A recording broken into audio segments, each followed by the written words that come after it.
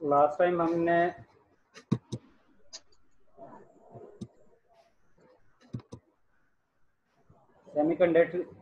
Conductor की application तक पढ़ा था। इसके बाद नेक्स्ट हमने पढ़ना है कि जिस वक्त आप लोग सेमीकंडक्टर बनाते हो, डिवाइस यूज करते हो, उसमें सबसे पहले आप लोग जो डिवाइस बनाते हो वो डायोड बनाते हो। और डायोड में आप लोग एक साइड पर आप लोग पी टाइप मटेरियल और दूसरी साइड पर आप लोग एन टाइप मटेरियल को मिक्स करते हैं।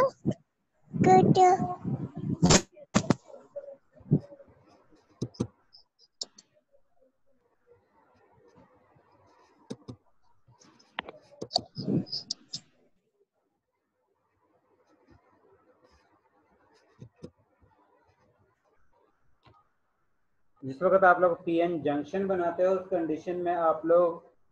एन टाइप मटेरियल और पी टाइप मटेरियल को मिक्सअप करते हो। मिक्सअप करने के बाद एक साइड पर आप लोगों के पास एन टाइप मटेरियल होता है, दूसरी साइड पर आप लोगों के पास पी टाइप मटेरियल होता है।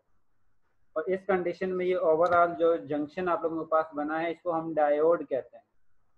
उसके बाद आप लोग इस डायोड के साथ बैटरी को अटैच करवाते हो, जिसके जरिए आप लोग चेक करते हो कि इसमें से करंट फ्लो करता है या नहीं करता है।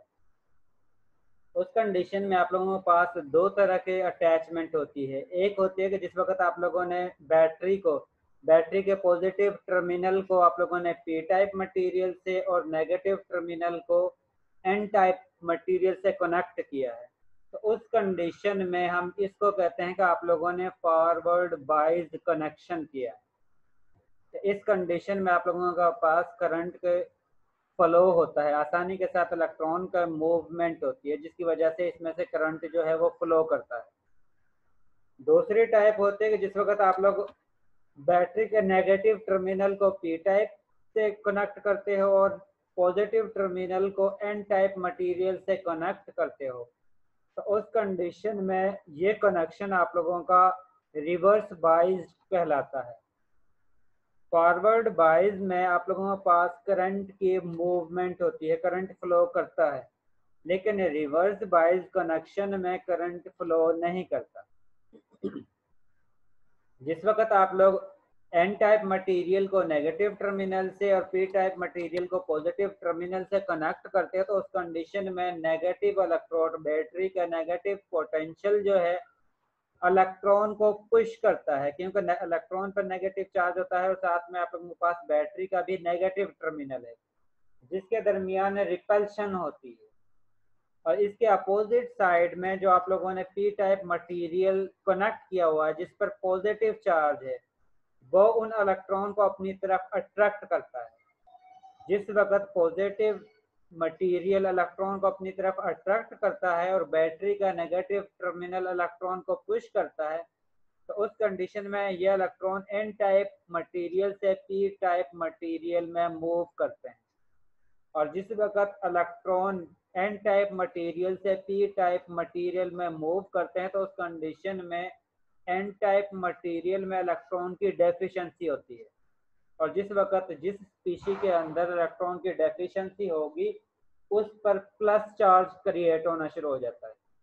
इसका मतलब है कि ये जो बैरियर है जिसके साथ आप लोगों ने एन टाइप मटेरियल और पी टाइप मटेरियल को कनेक्ट किया है, जिस वक्त इलेक्ट्रॉन एन टाइप मटेरियल से पी टाइप में मूव करते हैं, तो उस कंडीशन में इस बैरियर के साथ प्लस चार्ज जनरेट होना शुरू हो जाता है। इसके अपोजिट में आप लोगों ने पॉजिटिव टर्मिनल के साथ आप लोगों ने पी टाइप मटेरियल को कनेक्ट किया हुआ है। इसका मतलब है कि आप पॉजिटिव टर्मिनल, पॉजिटिव इलेक्ट्रोड जो है वो पॉजिटिव चार्ज स्पीशी जो कि आप लोगों के पास पी टाइप मटेरियल में मौजूद होती है उसको रिपेल करता है, और उसके अपोजिट में जो एन टाइप मटेरियल है वो उसको होल को अपनी तरफ अट्रैक्ट करता है, जिसकी वजह से होल जिस पर प्लस चार्ज है वो एन टाइप मटेरियल की तरफ मूवमेंट करती है।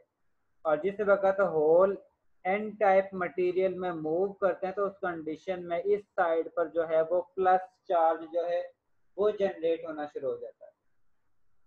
इसका मतलब है कि जिस वक्त इलेक्ट्रॉन एन टाइप मटेरियल से पी टाइप मटेरियल में मूव करते हैं और होल पी टाइप मटेरियल से एन टाइप मटेरियल में मूव करते हैं तो उस कंडीशन में करंट, क्योंकि आप लोगों के पास करंट बेसिकली चार्ज की मूवमेंट या इलेक्ट्रॉन की मूवमेंट की वजह से होता है,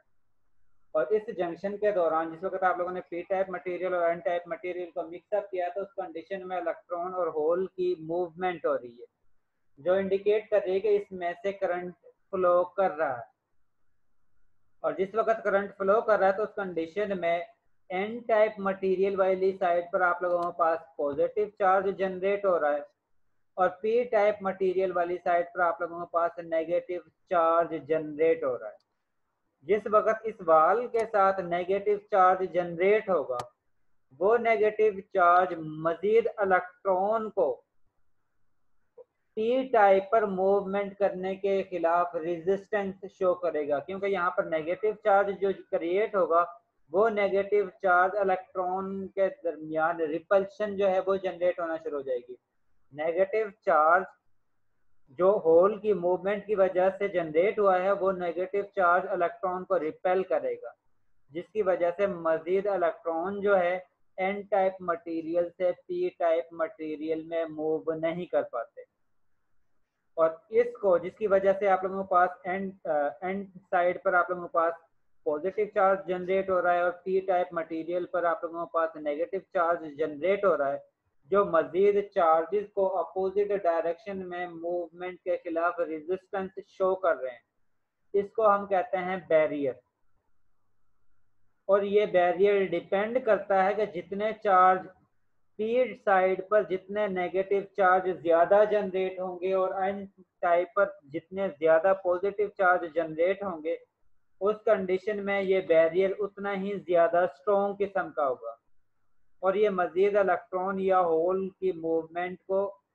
होने नहीं देगा, जिसकी वजह से आप लोगों के पास करंट जो है वो हासिल नहीं होगा। लेकिन जिस वक्त आप लोगों के पास ये उस कंडीशन में जिस वक्त आप लोगों के पास फॉरवर्ड बायस कनेक्शन किया है आप लोगों ने, जिस वक्त आप लोग रिवर्स बायस कनेक्शन करते हो तो उस कंडीशन में आप लोगों ने नेगेटिव टर्मिनल को पी टाइप मटेरियल से कनेक्ट किया है और पॉजिटिव टर्मिनल को आप लोगों ने एन टाइप मटेरियल से कनेक्ट किया है। और आप लोगों को ये पता है कि अपोजिट चार्ज एक दूसरे को अट्रैक्ट करते हैं। उस कंडीशन में नेगेटिव टर्मिनल जो है वो होल को अपनी तरफ अट्रैक्ट करेगा N type material P type material से, और इलेक्ट्रॉन को एन टाइप मटेरियल से पॉजिटिव इलेक्ट्रोड, बैटरी का पॉजिटिव इलेक्ट्रोड अपनी तरफ अट्रैक्ट करेगा, जिसकी वजह से इन इलेक्ट्रॉन की क्रॉसिंग नहीं होगी, यानी पी टाइप से एन टाइप में या एन टाइप से पी टाइप में इलेक्ट्रॉन की मूवमेंट नहीं होगी, आप लोगों का सर्किट कंप्लीट नहीं होगा। तो उस कंडीशन में इलेक्ट्रॉन जो है या होल जो है उनकी मूवमेंट शो नहीं होगी, जिसकी वजह से आप लोग कहते हैं कि इसमें से करंट फ्लो नहीं कर रहा है। इसका मतलब है जब भी आप लोग फॉरवर्ड बायस कनेक्शन करोगे तो उस कंडीशन में करंट के फ्लो होगा, और जिस वक्त आप लोग रिवर्स बायस कनेक्शन बैटरी का डायोड के साथ करोगे तो उस कंडीशन में इलेक्ट्रॉन की मूवमेंट या करंट जो है वो फ्लो नहीं करेगा।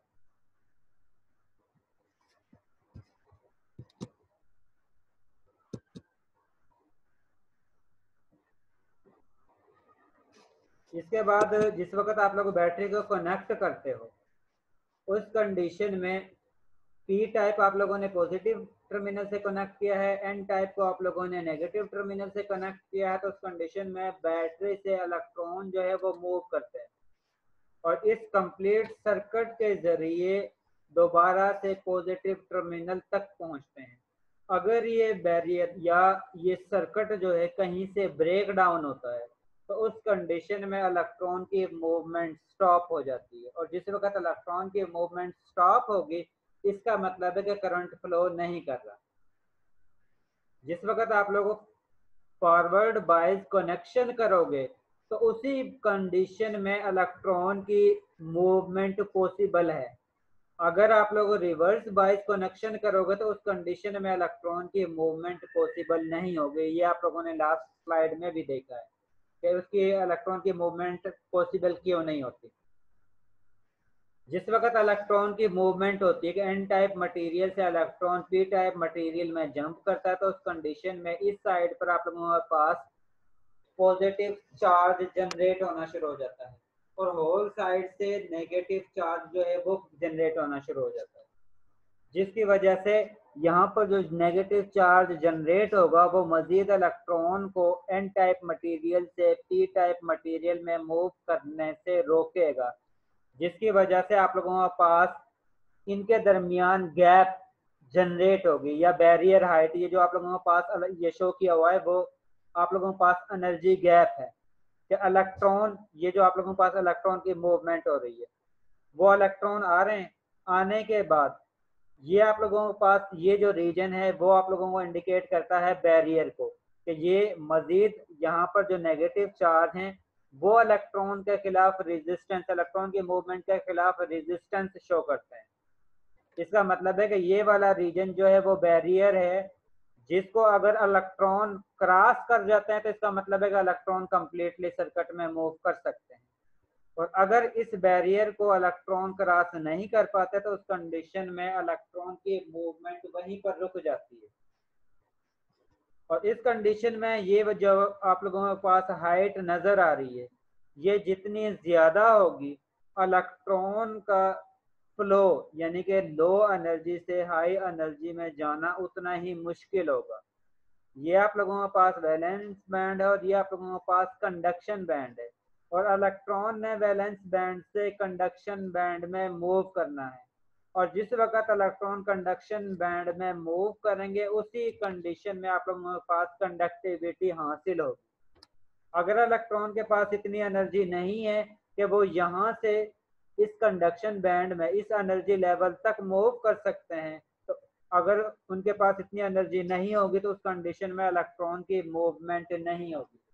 और अगर उनके पास इतनी एनर्जी होगी तो उस कंडीशन में वो इलेक्ट्रॉन आसानी से इस लेवल से इस लेवल तक मूव कर पाएंगे।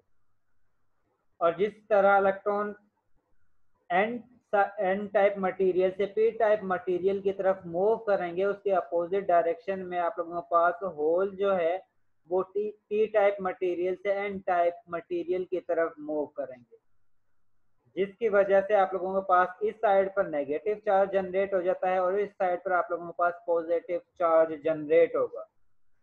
जितने ज्यादा इलेक्ट्रॉन एन टाइप साइड से एन टाइप मटेरियल से पी टाइप मटेरियल की तरफ मूव करेंगे, उतने ही होल पी टाइप मटेरियल से एन टाइप मटेरियल की तरफ मूव करेंगे। जितने ज्यादा N electron N type material से पी टाइप मटेरियल की तरफ मूव करेंगे, उतने ही ज्यादा यहाँ पर नेगेटिव चार्ज जनरेट होगा, और जितना ज्यादा नेगेटिव चार्ज जनरेट होगा उतनी ही रिपल्शन, मजीद इलेक्ट्रॉन के मूवमेंट के अगेंस्ट रिपल्शन जो है वो ज्यादा स्ट्रॉन्ग होगी, और जितनी ज्यादा रिपल्शन जनरेट होगी उतना ही ये बैरियर हाइट जो है वो इंक्रीज होना शुरू हो जाएगी, जो इंडिकेट करेगी कि मजीद इलेक्ट्रॉन यहाँ से इस कंडक्शन बैंड तक मूव नहीं कर पाएंगे, और जिस वक्त इलेक्ट्रॉन इस बैलेंस बैंड से कंडक्शन बैंड में मूव नहीं करेंगे तो इसका मतलब है कि करंट के फ्लो नहीं होगा इस सर्किट के दौरान। और अगर कंडक्शन बैंड और इस बैलेंस बैंड के दरमियान ये बैरियर हाइट जो है वो कम होगी तो उस कंडीशन में इलेक्ट्रॉन जो है वो आसानी से कंडक्शन बैंड में मूव कर पाएंगे, और उस कंडीशन में मटेरियल जो है वो उसमें से करंट आसानी से फ्लो कर पाएगा। और आप लोगों को ये तो पता है कि जिस वक्त आप लोग एन टाइप मटेरियल और पी टाइप मटेरियल किस तरह बनाते हो, तो इसमें आप लोग डोपिंग करते हो और डोपिंग के जरिए आप लोग थर्ड ए ग्रुप एलिमेंट या फिफ्थ ए ग्रुप एलिमेंट की मिक्सिंग करते हो। जिस वक्त आप लोग फिफ्थ ए ग्रुप एलिमेंट की मिक्सिंग करते हो तो उस कंडीशन में आप लोगों के पास एन टाइप मटेरियल जनरेट होता है, और अगर आप लोग थर्ड ए ग्रुप का कोई एलिमेंट सिलिकॉन या जर्मेनियम में ऐड करते हैं तो उस कंडीशन में आप लोगों के पास पी टाइप मटेरियल जनरेट होता है। एन टाइप मटेरियल में आप लोगों के पास नेगेटिव चार्ज होता है, जिसकी वजह से इलेक्ट्रॉन एक्सेस में होते हैं, उसकी वजह से आप लोगों के पास मूवमेंट होती है, और पी टाइप मटेरियल में आप लोगों के पास होल होते हैं, यानी कि प्लस चार्ज होते हैं, और उसकी वजह से प्लस चार्ज की वजह से आप लोगों के पास मूवमेंट होती है, उसी वजह से आप लोगों के पास जो है करंट हासिल होता है। क्योंकि जब भी कोई भी चार्ज, चाहे वो पॉजिटिव हो चाहे वो नेगेटिव हो, वो मूवमेंट शो करेगा तो आप लोगों के पास करंट जो है वो प्रोड्यूस होगा। इसके बाद है सुपर कंडक्टर्स। आप लोगों के पास कुछ ऐसे मटेरियल भी मौजूद हैं जिनको अगर आप लोगों स्पेसिफिक टेम्परेचर पर, यानी कि उनकी एक लिमिट होती है, उससे ज़्यादा मजीद आप लोग टेम्परेचर इंक्रीज करते हैं तो उस कंडीशन में उसकी कंडक्टिविटी जो है वो डिक्रीज होना शुरू हो जाती है। इसलिए हम उनको कहते हैं कि इसकी एक स्पेसिफिक टेम्परेचर, जिसको हम कहते हैं ट्रांजिशन टेम्परेचर पर, उस ट्रांजिशन टेम्परेचर से लो टेम्परेचर पर वो मटेरियल जो है इतनी स्पीड के साथ कंडक्टिविटी शो करते हैं कि इलेक्ट्रॉन को स्लाइटली या रूम टेम्परेचर पर भी वो एनर्जी हासिल करके उसमें से इलेक्ट्रॉन की मूवमेंट हो सकती है। आप लोगों ने सिंपल बैटरी को कनेक्ट करते हैं तो फौरन से उसमें से इलेक्ट्रॉन की मूवमेंट शुरू हो जाती है। इस तरह के मटेरियल को हम सुपर कंडक्टर्स कहते हैं। सुपर कंडक्टर्स के लिए आप लोगों के पास रूम टेम्परेचर पर भी सुपर कंडक्टर मटेरियल जो है वो इतनी एनर्जी हासिल कर लेते हैं जिसके जरिए इलेक्ट्रॉन की आसानी से मूवमेंट हो सकती है। और अगर आप लोग उनके टेम्परेचर, ट्रांजिशन टेम्परेचर से मजीद टेम्परेचर इंक्रीज करते हो तो उस कंडीशन में उनकी रेजिस्टेंस, इलेक्ट्रॉन की मूवमेंट के खिलाफ उनकी रेजिस्टेंस जो है वो इंक्रीज होना शुरू हो जाती है। ये मैंने आप लोगों को बताया था कि जिस वक्त आप लोग कंडक्टर है उनका टेम्परेचर इंक्रीज करते हैं तो उस कंडीशन में उनमें रेजिस्टेंस शुरू हो जाती है, जिसकी वजह से उनमें से करंट का फ्लो जो है वो कम होना शुरू हो जाता है। लेकिन अगर आप लोग सेमीकंडक्टर का टेम्परेचर इंक्रीज करते हो तो उस कंडीशन में सेमीकंडक्टर का कंडक्टिविटी इंक्रीज होना शुरू हो जाती है। और अगर आप लोग कंडक्टर के टेम्परेचर इंक्रीज करते हैं तो उस कंडीशन में उनकी रेजिस्टिविटी जो है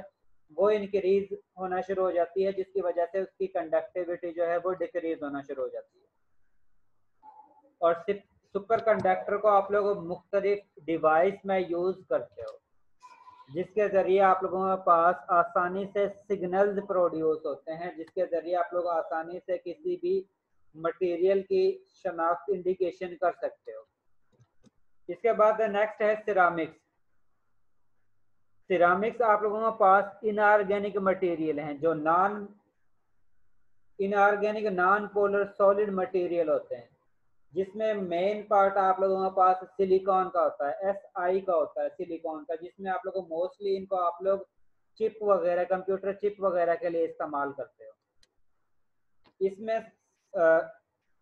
सिरामिक जो है वो सिलिकॉन ऑक्सीजन के साथ भी अटैच हो सकता है, इसके अलावा किसी और कंपाउंड के साथ भी अटैच हो सकता है। कुछ ऐसे सिरामिक्स हैं जो जस्ट सिलिकॉन ऑक्साइड पर कंसिस्ट करते हैं, और मॉडर्न जो अब आप लोग मजीद सिरामिक्स बना रहे हो, इसके अलावा सिलिकॉन के अलावा कुछ और मेटल आप लोग उसमें यूज करते हो और उनके ऑक्साइड को आप लोग डिफरेंट पर्पज के लिए इस्तेमाल करते हो। पहले आप लोगों के पास जो सिरामिक्स थे वो मोस्टली जो है वो सिलिकॉन डाइऑक्साइड के थे। अब जो मोस्टली आप लोग अब लेटेस्ट बना रहे हैं वो एल्यूमिनियम ऑक्साइड, सिलिकॉन कार्बाइड जैसे आप लोगों के पास सिरामिक्स या मटेरियल मौजूद हैं जो इनऑर्गेनिक मटेरियल को यूज करके डिफरेंट पर्पज के लिए आप लोग यूज करते हो। और जब भी आप लोग इनका नाम लिखते हो तो उस कंडीशन में मेटल का लास्ट में जो नाम UM यूज होता है। जिस तरह आप लोगों के पास बेरिलियम का आप लोग बनाते हो तो बेरिलियम में लास्ट में UM आता है, बेरिलियम ऑक्साइड जो है, इस कंडीशन में इसके लास्ट में UM वर्ड यूज होता है। तो जिस वक्त आप लोग इसके सिरामिक्स बनाते हो तो उस कंडीशन में आप लोगों ने UM के वर्ड को खत्म करके इसके जगह पर A का वर्ड यूज करना है, जिसकी वजह से इसका नाम बनता है बेरिलियम। इसी तरह जिरकोनियम का बनाते हैं तो उस कंडीशन में जिरकोनियम के लास्ट में UM आता है। जिस वक्त आप लोगों ने इसका सिरामिक बनाया तो उस कंडीशन में आप लोगों ने इसके लास्ट डिजिट UM को खत्म करके इसके लास्ट में आप लोगों ने वर्ड ए का यूज करना है। तो उस कंडीशन में इसका नाम बनता है, जिस वक्त आप लोगों ने इसको सिरामिक में कन्वर्ट किया हुआ तो उस कंडीशन में इसका नाम बनता है जिरकोनियम। पहले इसका नाम था जिरकोनियम, यूएम को हटाकर इसकी जगह पर आप लोगों ने ए लिखा, तो उस कंडीशन में इसका नाम जो है वो जिरकोनिया बनता है। इसका मतलब है जब भी आप लोगों ने सिरामिक बनाना है तो उस कंडीशन में जो मेटल आप लोगों ने यूज की है उसके लास्ट में जो डिजिट यूएम यूज होता है उसको आप लोगों ने ए से रिप्लेस करके उसका नाम लिखना है। इसके साथ इस टेबल में डिफरेंट सिरामिक गिवन है और उसके साथ उनका मेल्टिंग पॉइंट और डेंसिटी भी गिवन है और उसकी इलास्टिसिटी भी साथ में गिवन है। इसके साथ आप लोग कुछ सिरामिक के साथ आप लोग कुछ कंपोजिट भी यूज करते हो जिसकी वजह से आप लोगों के पास कंडक्टिविटी हासिल होती है। ये टोटल सिरामिक और कंपोजिट जो है वो आप लोग कंडक्टिविटी के लिए यूज करते हो। आप लोगों को ये कोशिश होती है कि आप लोग इस तरह का मटेरियल बनाओ जिसकी वजह से कंडक्टिविटी ज्यादा से ज्यादा हासिल कर सको। तो कंपोजिट आप लोग मिक्सिंग को कहते हो। तो डिफरेंट सिरामिक्स को डिफरेंट रेशो के जरिए अगर आप लोग मिक्स अप करते हो तो उसको हम कहते हैं कंपोजिट। और कंपोजिट के दौरान जिस वक्त आप लोग दो चीजों को मिक्स अप करते हो तो उस कंडीशन में उनकी प्रॉपर्टी, जिस वक्त आप लोगों ने मिक्स्ड प्रोडक्ट हासिल किया है उसकी प्रॉपर्टी पहले दोनों के जो मटेरियल आप लोगों ने, जिस तरह आप लोगों के पास पहले इनिशियल में आप लोगों के पास एल्यूमिना है और बेरिला है, तो इस कंडीशन में आप लोग बनाना चाहते हो इसका कंपोजिट। तो इस कंडीशन में आप लोगों ने एल्यूमिना और बेरिलिया को मिक्स अप करना है और जिस वक्त आप लोग इन दोनों को मिक्स अप करोगे तो उस कंडीशन में आप लोग इसको नाम देते हो कि आप लोगों ने ये कंपोजिट बनाया है। और उस कंपोजिट की प्रॉपर्टी एल्यूमिना और बेरिलिया से डिफरेंट होगी। ये भी हो सकता है कि उसकी कंडक्टिविटी इन दोनों की इंडिविजुअल कंडक्टिविटी से ज्यादा हो जाए और ये भी हो सकता है कि उसकी कंडक्टिविटी इन दोनों की निस्बत कम हो सकती है। हम पहले कंपोजिट बनाते हैं, उसके बाद उनकी कंडक्टिविटी चेक करते हैं और उसके बाद उनको रिपोर्ट करते हैं कि कंपोजिट बनाने के बाद आप लोगों के कंपाउंड की कंडक्टिविटी इंक्रीज हुई है या कम हुई है, उनकी स्ट्रेंथ जो है, उनकी डेंसिटी जो है वो ज्यादा हुई है या कम हुई है और उन पर टेम्परेचर का क्या इफेक्ट होता है।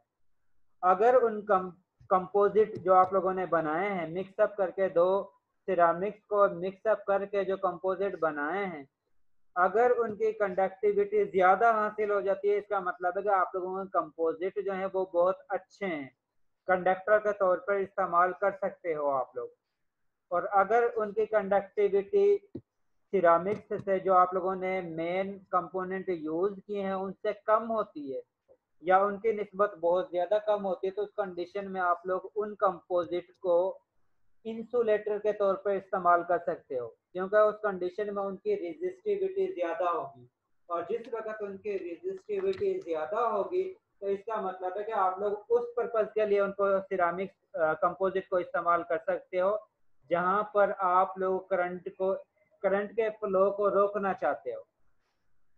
क्योंकि इंसुलेटर का बेसिक पर्पज यही होता है कि वो करंट को फ्लो करने नहीं देता है। इसी वजह से अगर उनकी कंडक्टिविटी ज्यादा हासिल होती है तो उस कंडीशन में आप लोग उस जगह पर इस्तेमाल करते हो जहां पर आप लोगों ने कंडक्टिविटी ज्यादा प्रोड्यूस करनी होती है।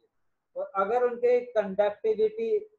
कम होना शुरू हो जाती है और रेजिस्टेंस ज्यादा हो जाती है तो उस कंडीशन में आप लोग उन कंपोजिट को उस जगह पर यूज कर सकते हो जहां पर आप लोग करंट की फ्लो को रोकना चाहते हो। इसके बाद आप लोगों का नेक्स्ट चैप्टर है केमिकल इक्विलिब्रियम, चैप्टर नंबर 16। इसमें सबसे पहला टॉपिक है न्यूट्रलाइजेशन। तो जिस वक्त आप लोग एसिड और बेस के रिएक्शन करवाते हो तो उस कंडीशन में आप लोगों के पास न्यूट्रलाइजेशन रिएक्शन होता है।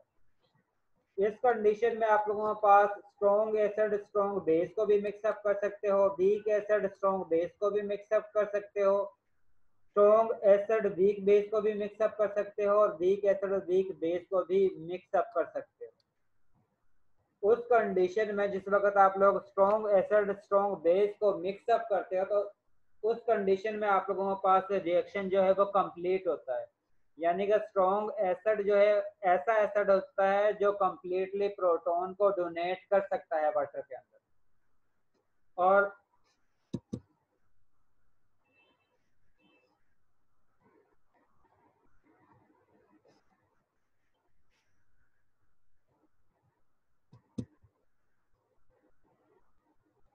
स्ट्रॉन्ग एसिड ऐसा एसिड होता है जिसको अगर आप लोग वाटर में डिजॉल्व करते हो तो उस कंडीशन में उसके पास जितने भी प्रोटॉन है वो टोटल प्रोटॉन को डिसोसिएट या वाटर को डोनेट कर देता है।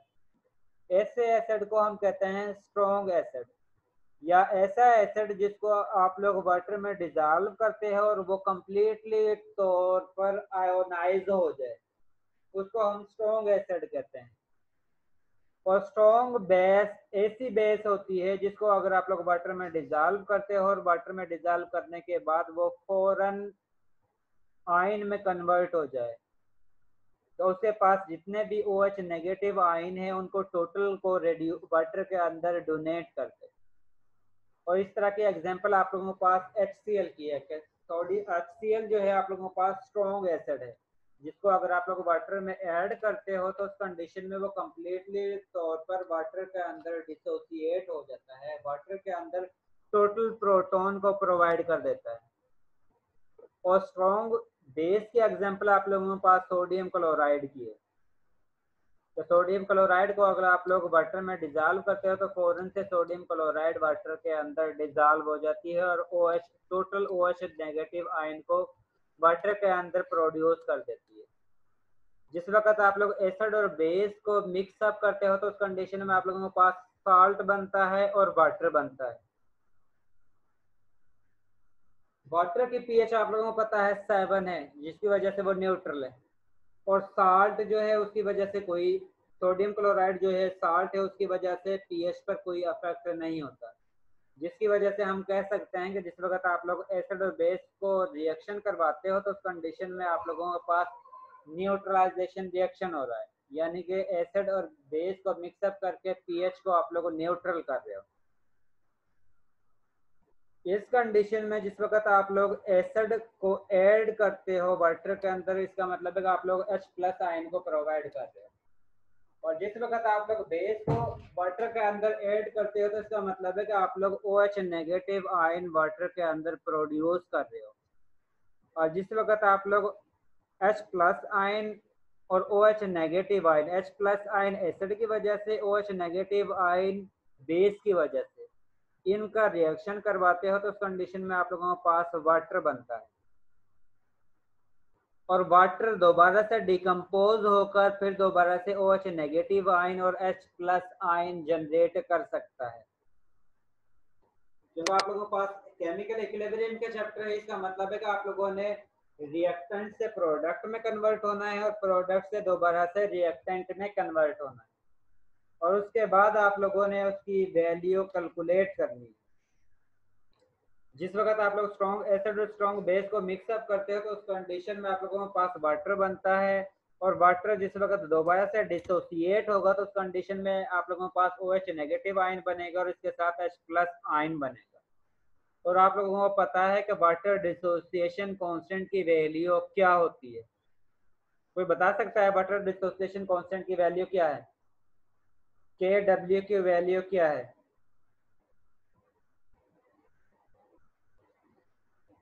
Kw की वैल्यू 1.0 इंटू 10⁻⁻14 होती है। जिस वक्त आप लोग एक एक आयन की बात करते हैं तो उस कंडीशन में हर आयन की कंसेंट्रेशन, मोलर कंसेंट्रेशन आप लोगों के पास 1.0 इंटू 10⁻⁷ होगी। इतनी ही कंसेंट्रेशन आप लोगों के पास एसिड की वजह से होगी, इतनी ही कंसेंट्रेशन आप लोगों के पास बेस की वजह से होगी, क्योंकि आप लोगों के पास दोनों ही स्ट्रॉन्ग एसिड और स्ट्रॉन्ग बेस है और वो वाटर में कंप्लीटली डिसोसिएट हो रहे हैं, जिसकी वजह से आप लोगों के पास सेम कंसेंट्रेशन हासिल हो रही है। और इसके बाद आप लोगों ने कैलकुलेट करना है Kn की value, chemical constant equilibrium constant Kn, neutralisation N जो है वो आप लोगों के पास न्यूट्रलाइजेशन के लिए आप लोग यूज कर रहे हो, और K जो है वो केमिकल इक्विलिब्रियम कांस्टेंट के लिए यूज करते हो। जिस वक्त आप लोगों ने के एन की वैल्यू कैलकुलेट करनी है तो उस कंडीशन में वो इक्वल होगी 1/kW के, क्योंकि आप लोगों के पास यहाँ पर वाटर मॉलिक्यूल डिसोसिएट हो रहा है और उसकी वजह से ही आप लोगों के पास H+ आयन और OH नेगेटिव आयन हासिल होता है। उसके बाद OH नेगेटिव आयन और H+ आयन दोनों कंबाइन होकर वाटर मॉलिक्यूल बना रहे हैं। तो इस कंडीशन में जिस वक्त आप लोगों ने के एन की वैल्यू कैलकुलेट करनी है तो वो इक्वल होगी 1/kW के। के एन की वैल्यू इज इक्वल टू 1/मोलर कंसेंट्रेशन ऑफ H+ आयन, यानी कि एसिड की concentration, into molar concentration of OH ion, यानी कि बेस की वजह से जो OH नेगेटिव आयन प्रोड्यूस होते हैं उनकी मोलर कंसेंट्रेशन। क्योंकि आप लोगों के पास रिएक्शन के दौरान जिस वक्त आप लोग रिएक्शन करवाते हैं तो उस कंडीशन में आप लोगों के पास के आप लोग लिखते हो molar concentration of product divided by molar concentration of reactant. अब वाटर आप लोगों ने सोल्यूशन जो है वो वाटर में बनाया हुआ है और वाटर की कंसेंट्रेशन इतनी ज़्यादा होती है कि बहुत कम अमाउंट आप लोगों के पास वाटर के डिसोसिएट होती है, जिसको हम इग्नोर कर सकते हैं। इसलिए हम वाटर के कंसेंट्रेशन की जगह पर हम 1 वैल्यू पुट करते हैं और आप लोगों के पास OH नेगेटिव आयन और H+ आयन की कंसेंट्रेशन आप लोगों ने डिटरमाइन करनी होती है, क्योंकि इनकी कंसेंट्रेशन वाटर की निस्बत बहुत कम होती है। इसलिए आप लोगों ने यहाँ पर आप लोगों ने H+ आयन की कंसेंट्रेशन लिखी हुई है, इसके साथ जो है आप लोगों ने OH नेगेटिव आयन की कंसेंट्रेशन लिखी हुई है, यानी कि रिएक्टेंट की कंसेंट्रेशन आप लोगों ने लिखी हुई है। और आप लोगों को पता है H+ आयन की कंसेंट्रेशन जो है वो 10⁻⁻7 है, 1 × 10⁻⁻7 है। इसके साथ OH नेगेटिव आयन की मोलर कंसेंट्रेशन जो है वो भी 10⁻⁻7 है। और जिस वक्त इन दोनों को मल्टीप्लाई करते हैं तो उस कंडीशन में इनकी जो पावर है वो ऐड हो जाती है, जिसकी वजह से आप लोगों के पास के W की वैल्यू जो हासिल होती है वो हासिल होती है 1 × 10⁻⁻14। और उस कंडीशन में आप लोगों के पास के एन की वैल्यू 1.0 × 10⁻14 हासिल होती है। इसका मतलब है कि जिस वक्त आप लोग स्ट्रॉन्ग एसिड और स्ट्रॉन्ग बेस को मिक्सअप करोगे तो उस कंडीशन में जो आप लोगों के पास रिजल्टेंट प्रोडक्ट हासिल होगा उसकी pH 7 होगी, क्योंकि जितने नंबर ऑफ मोल्स आप रिएक्टेंट एसिड के यूज कर रहे हो उतने ही नंबर ऑफ मोल्स आप लोग बेस के यूज कर रहे हो, जिसकी वजह से ये रिएक्शन जो है वो न्यूट्रलाइजेशन रिएक्शन हो रहा है और उसके जरिए आप लोगों के पास वाटर बन रहा है और वाटर की pH आप लोगों को पता है 7 होती है। इसका मतलब है कि आप लोगों के पास ये रिएक्शन 100% न्यूट्रलाइजेशन रिएक्शन हो रहा है, जिसके नतीजे में आप लोगों के पास जिस वक्त एसिड और बेस को मिक्सअप करोगे तो उस कंडीशन में आप लोगों के पास जो सोल्यूशन बनेगा उसकी pH 7 होगी, ना ही वो सोल्यूशन एसिडिक होगा ना ही वो सोल्यूशन बेसिक होगा। इसके बाद अगर आप लोगों के पास एक वीक एसिड है और दूसरा आप लोगों के पास स्ट्रॉन्ग बेस है और उनको आप लोग मिक्सअप करते हो तो उस कंडीशन में आप लोगों के पास क्या वैल्यू आती है, आप लोगों ने चेक करने का आप लोगों के पास क्या वैल्यू आती है। तो आप लोगों के पास एसिटिक एसिड है जो कि वीक एसिड है और सोडियम हाइड्रोक्साइड आप लोगों के पास स्ट्रॉन्ग बेस है। वीक एसिड ऐसा होता है जिसको अगर आप लोग वाटर में डिजॉल्व करते हो तो उस कंडीशन में वो टोटल आयन को वाटर के अंदर प्रोड्यूस नहीं करता है, यानी कि जितनी आप लोगों ने एसिटिक एसिड की अमाउंट वाटर के अंदर ऐड की है वो टोटल एसिटिक एसिड की अमाउंट वाटर के अंदर डिसोसिएट नहीं होती है, जिसकी वजह से आप लोगों के पास एसिटिक एसिड की वजह से जितने H+ आयन जनरेट होने चाहिए थे उतनी अमाउंट में H+ आयन वाटर के अंदर प्रोड्यूस नहीं हो पाते हैं। जिस वक्त आप लोग एसिटिक एसिड को बेस के साथ रिएक्शन करवाते हैं तो उस कंडीशन में आप लोगों के पास वाटर बनता है और एसीटेट आयन बनता है। अब आप लोगों के पास एक स्ट्रॉन्ग बेस है और दूसरा वीक एसिड है। अब आप लोगों के पास एसिटिक एसिड आप लोगों ने सपोज 1 मोल यूज किया है, सोडियम हाइड्रोक्साइड भी आप लोगों ने 1 मोल यूज किया है। जिस वक्त आप लोग सोडियम हाइड्रोक्साइड का 1 मोल यूज करते हो तो उस कंडीशन में आप लोगों के पास टोटल OH नेगेटिव आयन 1 मोल के total OH negative ion produce हो जाते हैं। लेकिन जिस वक्त आप लोगों ने एसिटिक एसिड का 1 मोल यूज किया है तो उस कंडीशन में एसिटिक एसिड टोटल आयन को प्रोवाइड नहीं करता सोल्यूशन के अंदर, जिसकी वजह से सोल्यूशन में OH नेगेटिव आयन की एक्सेस होती है। जिस वक्त आप लोग एसिटिक एसिड और सोडियम हाइड्रोक्साइड को मिक्स अप करते हो सेम अमाउंट के साथ, सेम इक्विमोलर सॉल्यूशन को, तो उस कंडीशन में बेस की वजह से सॉल्यूशन जो है वो बेसिक इन नेचर होगा, क्योंकि बेस आप लोगों के पास स्ट्रॉन्ग है और उसकी वजह से OH नेगेटिव आयन जो है आप लोगों के पास ज्यादा जनरेट हो रहे हैं, और H प्लस आयन एसिड की वजह से कम जनरेट हो रहे हैं, क्योंकि जिस वक्त आप लोगों के पास एसिडिक मीडियम से H प्लस आयन हासिल होंगे और बेस मीडियम से OH नेगेटिव आयन हासिल होंगे, उनका जिस वक्त रिएक्शन होगा तो आप लोगों के पास वाटर मॉलिक्यूल बनेगा। और अगर आप लोगों के पास बेस की वजह से OH जो है OH नेगेटिव आयन 100 प्रोड्यूस होते हैं और एसिटिक एसिड की वजह से H प्लस आयन जो है वो 50 प्रोड्यूस होते हैं, तो आप लोगों के H प्लस 50 आयन ने 50 OH नेगेटिव आयन के साथ रिएक्शन करना है। बाकी के 50 OH नेगेटिव आयन सॉल्यूशन के अंदर ही मौजूद होंगे, जिसकी वजह से आप लोगों का ये सॉल्यूशन बेसिक इन नेचर होगा, जिसकी वजह से आप लोगों के सॉल्यूशन की pH जो है वो ग्रेटर देन 7 होगी। और आप लोगों Kn वैल्यू की किस तरह कैलकुलेट करते हो? इस कंडीशन में एसिटिक एसिड का रिएक्शन आप लोगों ने वाटर के साथ करवाते हो तो उस कंडीशन में आप लोगों के पास हाइड्रोनियम आयन बनता है और उसके साथ आप लोगों के पास एसीटेट आयन बनता है। वो हाइड्रोनियम आयन बेस के OH नेगेटिव आयन के साथ रिएक्शन करता है, जिसके रिजल्ट में आप लोगों के पास वाटर मॉलिक्यूल बनता है। जिस वक्त एसिटिक एसिड को वाटर में डिजॉल्व करते हैं तो उस कंडीशन में इसकी Ka वैल्यू जो है वो 1.8 इंटू 10 रेज पावर -5 होती है। और जिस वक्त आप लोग H प्लस आयन को वाटर में डिजॉल्व करते हो तो उस कंडीशन में वाटर बनता है और इसकी 1/Kw वाटर डिसोसिएशन कांस्टेंट की वैल्यू जो है वो 1.0 इंटू 10 रेज पावर 14 होती है, जो आप लोगों ने लास्ट जो स्लाइड है उसमें देखी थी, कैलकुलेट भी की थी, जिसके जरिए आप लोगों के पास 1/W की वैल्यू 1.0 इंटू 10 रेज पावर 14 हासिल हुई थी। इसके बाद आप लोगों ने रिजल्टेंट कैलकुलेट करना है कि रिएक्टेंट में जो स्पीशी है अगर वो प्रोडक्ट में भी है तो उसको आप लोगों ने कैंसिल आउट करना है। जिस तरह यहाँ पर आप लोगों के पास रिएक्टेंट में वाटर मॉलिक्यूल एक यूज हो रहा है, प्रोडक्ट में आप लोगों के पास 2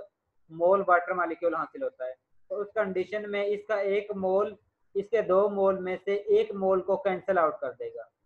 इस कंडीशन में आप लोगों के पास हाइड्रोनियम आयन 1 मोल यूज हो रहा है, प्रोडक्ट में आप लोगों के पास 1 मोल हाइड्रोनियम आयन बन रहा है और ये दोनों एक दूसरे को कैंसिल आउट कर रहे हैं। अब आप लोगों ने रिएक्टेंट वाली स्पीशी जो है वो लेफ्ट साइड पर लिखनी है जो बाकी बच गई है, और प्रोडक्ट वाली स्पीशी जो है वो राइट साइड पर लिखनी है।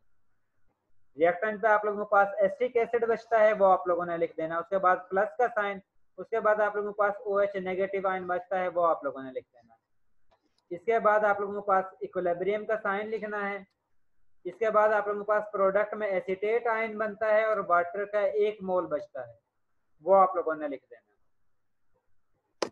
अब जिस वक्त आप लोगों ने इसकी Kn वैल्यू कैलकुलेट करनी है वो आप लोगों ने Ka वैल्यू को मल्टीप्लाई करना है 1/Kw की वैल्यू से। Ka वैल्यू आप लोगों के पास 1.8 इंटू 10 रेज पावर -5 है। इसको आप लोगों ने मल्टीप्लाई करना है 1.0 इंटू 10 रेज पावर 14 से, तो उस कंडीशन में आप लोगों के पास वैल्यू हासिल होती है 1.8 इंटू 10 रेज पावर 7,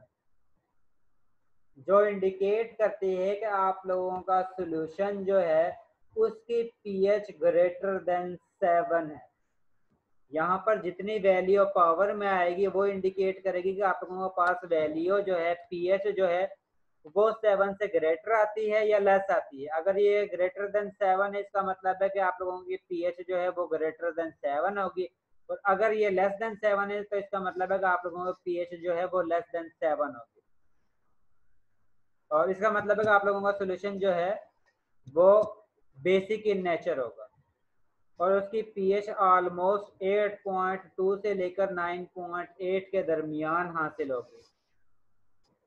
और इस टाइट्रेशन के लिए, एसिड बेस टाइट्रेशन के लिए आप लोग फिनोल्फथालीन इंडिकेटर यूज करते हो, जिसका फिनोल्फथालीन का कलर बेसिक सोल्यूशन में पिंक कलर होता है और एसिडिक मीडियम में इसका कोई कलर नहीं होता है, जिसके जरिए आप लोग आसानी से एसिड बेस टाइट्रेशन का एंड पॉइंट कैलकुलेट कर सकते हो। आप लोग बता सकते हो कि आप लोगों का रिएक्शन जो है वो कंप्लीट हुआ है या नहीं हुआ। इसके बाद अगर आप लोगों के पास स्ट्रॉन्ग एसिड है और वीक बेस है तो उस कंडीशन में क्या होता है? उस कंडीशन में स्ट्रॉन्ग एसिड की वजह से H प्लस आयन जितने आप लोगों ने यूज किए हैं उतने ही जनरेट होंगे, लेकिन वीक बेस की वजह से उसकी इतनी कैपेसिटी नहीं होती कि वो टोटल आयन को ऑब्जर्व कर सके। यानी कि जो H प्लस आयन एसिड की वजह से हासिल हुए हैं, बेस उन टोटल आयन के साथ रिएक्शन नहीं कर पाती, जिसकी वजह से कुछ आयन सॉल्यूशन के अंदर बाकी बच जाते हैं, जिसकी वजह से आप लोगों का ये सॉल्यूशन जो है वो एसिडिक इन नेचर होता है। इसमें आप लोगों के पास स्ट्रॉन्ग एसिड की एग्जांपल जो है वो HCl की है और आप लोगों के पास वीक एसिड की एग्जांपल जो है वो अमोनिया की है। जिस वक्त आप लोग इन दोनों को मिक्सअप करते हैं तो उस कंडीशन में आप लोगों के पास ये रिएक्शन होता है कि बेस ने अमोनियम हाइड्रोक्साइड ने वाटर के साथ रिएक्शन करना है, आप लोगों के पास अमोनियम हाइड्रोक्साइड बनता है और OH नेगेटिव आयन बनता है। यह OH नेगेटिव आयन वाटर के साथ रिएक्शन करेगा और उस कंडीशन में वाटर मॉलिक्यूल बन, हाइड्रोनियम आयन के साथ या H प्लस आयन के साथ रिएक्शन करेगा तो उस कंडीशन में आप लोगों के पास वाटर मॉलिक्यूल बनेगा। इस कंडीशन में जिस वक्त बेस वाटर के साथ रिएक्शन करती है तो उस कंडीशन में इसकी Kb वैल्यू होगी, और जिस वक्त एसिड बेस के साथ रिएक्शन करेगा तो उस कंडीशन में आप लोगों के पास Ka वैल्यू होगी। और अमोनिया की Kb वैल्यू आप लोगों के पास 1.8 इंटू 10 रेज पावर 5 होती है। और जिस वक्त आप लोग एसिड को बेस में या H प्लस आयन को OH नेगेटिव आयन के साथ मिक्सअप करते हैं तो उस कंडीशन में आप लोगों के पास 1/Kw वैल्यू हासिल होती है, जिसकी वैल्यू 1.0 इंटू 10 रेज पावर 14 होती है। और जिस वक्त आप लोगों ने इसका नेट इक्वेशन निकालनी है तो वो आप लोगों के पास बनती है H3O positive plus NH3 reversible reaction water molecule and ammonium ion NH4 plus charge. और जिस वक्त आप लोगों ने Kn वैल्यू कैलकुलेट करनी है तो वो आप लोगों ने बिल्कुल सेम उसी तरह करनी है जिस तरह आप लोगों ने एसिड के लिए यूज की थी, कि आप लोगों ने Kb की वैल्यू को मल्टीप्लाई करना है 1/Kw से, यानी कि 1.0 इंटू 10 रेज पावर 14 से आप लोगों ने मल्टीप्लाई करना है। और उस कंडीशन में आप लोगों के पास इसकी वैल्यू जो है वो 1.8 इंटू 10 रेज पावर 9 हासिल होती है, जो इंडिकेट करती है कि आप लोगों के पास बेस जो है वो कम्प्लीटली आयोनाइज नहीं होता है। आप लोगों के पास रिएक्शन जो है वो लेफ्ट साइड पर मूव करेगा या राइट साइड पर मूव करेगा, कि मजीद आप लोगों के पास अमोनिया जो है वो कम्प्लीटली तौर पर कंज्यूम नहीं होती है, इससे कुछ ना कुछ अमाउंट बच जाती है, जिसकी वजह से जो अमोनियम आयन हासिल हुए हैं वो दोबारा से फर्दर OH नेगेटिव आयन के साथ रिएक्शन करके अमोनियम आयन में और वाटर मॉलिक्यूल में कन्वर्ट होना शुरू हो जाते हैं। और इस कंडीशन में आप लोगों के पास सॉल्यूशन की pH जो है वो लेस देन 7 होगी, जो इंडिकेट करेगी कि आप लोगों का सॉल्यूशन जो है वो एसिडिक इन नेचर है। इसके बाद फोर्थ टाइप है कि जिस वक्त आप लोगों वीक एसिड को वीक बेस के साथ मिक्स अप करते हैं तो उस कंडीशन में आप लोगों ने Kn की वैल्यू किस तरह कैलकुलेट करनी है। इस कंडीशन में आप लोगों ने हर एक के लिए रिएक्शन लिखना है। वीक एसिड के लिए वाटर का रिएक्शन, वीक बेस के लिए वाटर का रिएक्शन, और उनकी Ka और Kb वैल्यू साथ में लिखनी है। उसके बाद लास्ट में H प्लस आयन और OH नेगेटिव आयन को मिक्सअप करना है, जिसके जरिए आप लोगों के पास 1/Kw की वैल्यू हासिल होगी, जिसको जो वैल्यू है वो 1.0 इंटू 10 रेज पर 14 है। और जिस वक्त आप लोग Kn वैल्यू कैलकुलेट करते हो तो उस कंडीशन में आप लोगों ने इन तीनों वैल्यू को मल्टीप्लाई करना है, और मल्टीप्लाई करने के बाद आप लोगों के पास जो वैल्यू हासिल होगी वो Kn की वैल्यू होगी।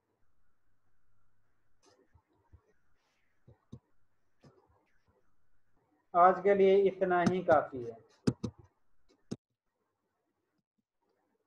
अगर आप लोग स्ट्रॉन्ग एसिड और स्ट्रॉन्ग बेस को मिक्सअप कर रहे हो तो उस कंडीशन में आप लोगों के पास सिंपली के एन की वैल्यू जो है वो 1/k डब्ल्यू के इक्वल होगी, और जिसका वैल्यू जो है वो 1.0 इंटू 10⁻14 है। लेकिन जिस वक्त आप लोग स्ट्रॉन्ग एसिड और वीक एसिड को स्ट्रॉन्ग बेस के साथ मिक्सअप करते हो तो उस कंडीशन में आप लोगों ने के ए वैल्यू गिवन होगी। आप लोगों को इक्वेशन या न्यूमेरिकल के अंदर के ए की वैल्यू गिवन होगी और आप लोगों ने के एन की वैल्यू कैलकुलेट करनी है। और अगर आप लोग मिक्सअप करते हो स्ट्रॉन्ग एसिड और वीक बेस को तो उस कंडीशन में आप लोगों के पास के बी की वैल्यू गिवन होगी। जो स्पीशीज रिएक्शन के दौरान वीक होगी, जिस तरह स्ट्रॉन्ग वीक एसिड है या वीक बेस है, तो उसकी वैल्यू गिवन होगी और उसकी बेस के जरिए आप लोगों ने दूसरी वैल्यू कैलकुलेट करनी होगी।